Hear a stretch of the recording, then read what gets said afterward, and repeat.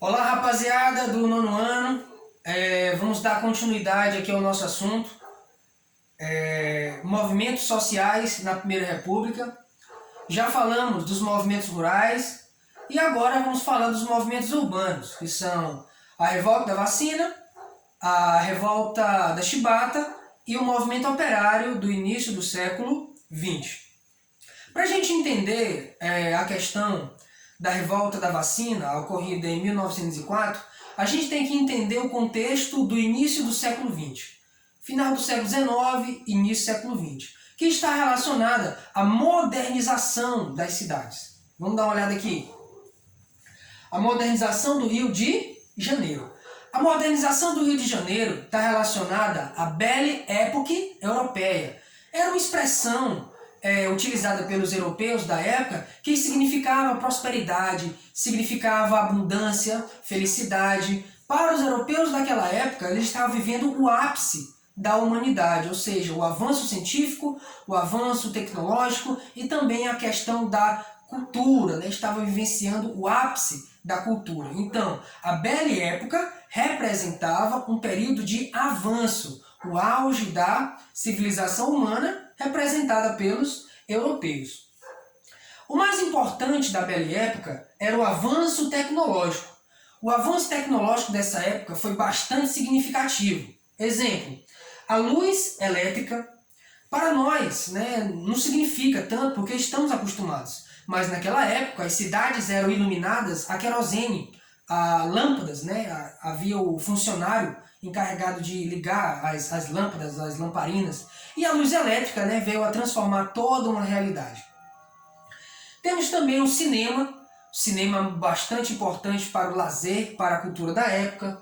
Também temos o raio-x, que veio a ser um grande auxiliar na área da medicina.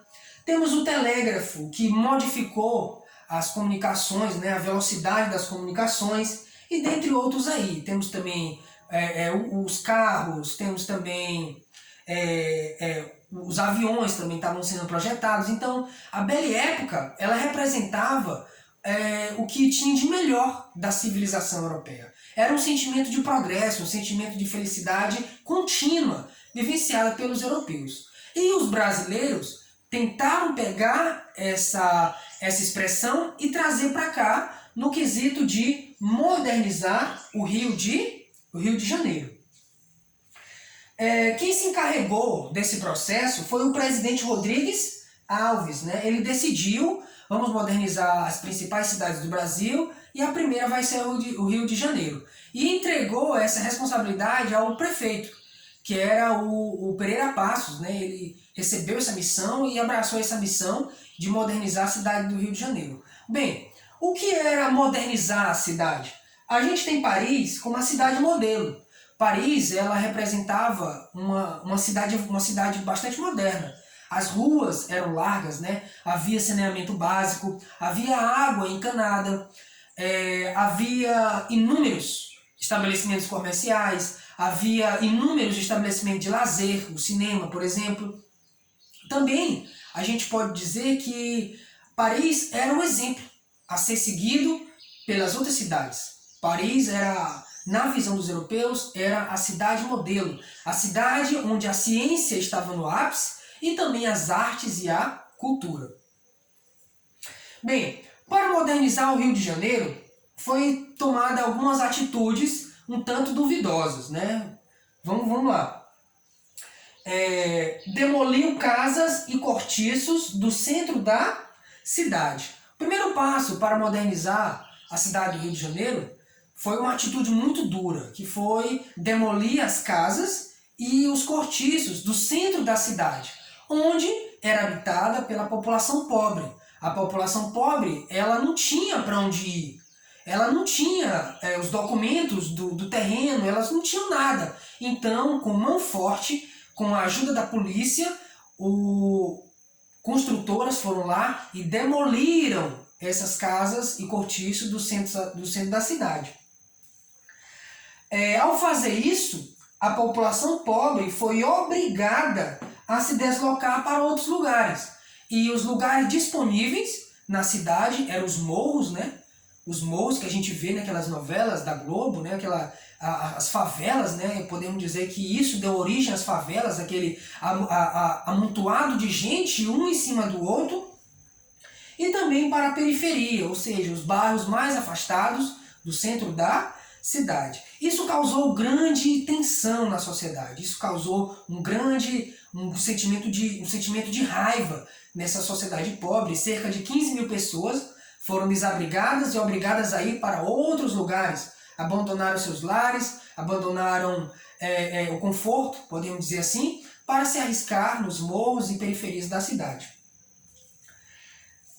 Somando-se a isso, havia na época vários surtos de doenças, né? Se hoje a gente enfrenta a pandemia do Covid, né, a dengue, naquela época as doenças mais perigosas que matavam mais eram a febre amarela, a varíola e a peste bubônica. A peste bubônica também era conhecida também como a peste negra, lá da Idade Média, certo?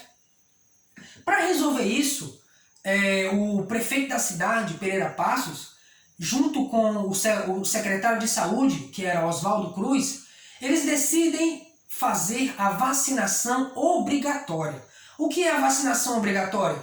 É uma atitude que vem de cima para baixo, onde toda a sociedade deve se sujeitar à vacinação, não havendo escolha, ou seja, você não tem o direito de escolher se toma ou não toma. Então, a vacinação obrigatória, ela causou um grande espanto na sociedade. Devido ao quê? Devido à falta de comunicação e devido às fake news que circulavam na época. Dizia que os policiais iriam arrombar as casas, diziam que a vacina matava, diziam que a vacina tinha muita reação. Muitas das coisas daquela época, 100 anos atrás, está acontecendo hoje, né? A gente vê isso também muito relacionado isso ao contexto atual.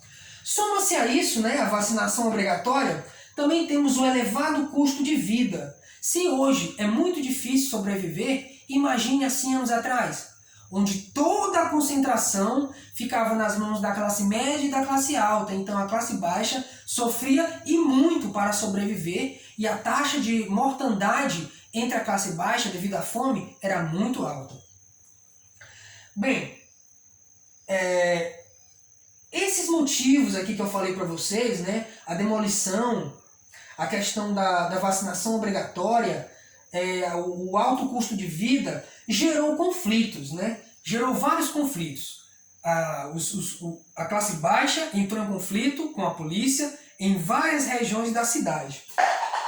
Também temos o incêndio de bondes, né? Incendiaram vários bondes, depredaram casas, depredaram lojas, depredaram o que dera para meter pedra, eles fizeram. E também eles arrancaram trilhos, né? Como os bondes andavam nos trilhos, eles resolveram interditar a cidade, né? Fizeram barricadas e houve muito confronto. Durante algumas semanas houve bastante confronto entre os manifestantes revoltosos e a polícia. Com o tempo, vocês já sabem, né, que não tem como, né? Cidadãos armados de pau, pedra, garrafas de vidro, combater com a polícia armada, né? O resultado foi que os líderes do movimento foram presos e exilados para áreas distantes, ou seja, o Acre, Rondônia, Roraima, foram jogados para longe para longe do acontecimento. Então, pessoal, a revolta da vacina, ela deve ser entendida não só por um motivo, mas por um contexto e também por vários motivos que eu elenquei aqui para vocês, tá certo? Na próxima aula, vamos estudar a revolta da Chibata e o movimento operário. Valeu, até a próxima!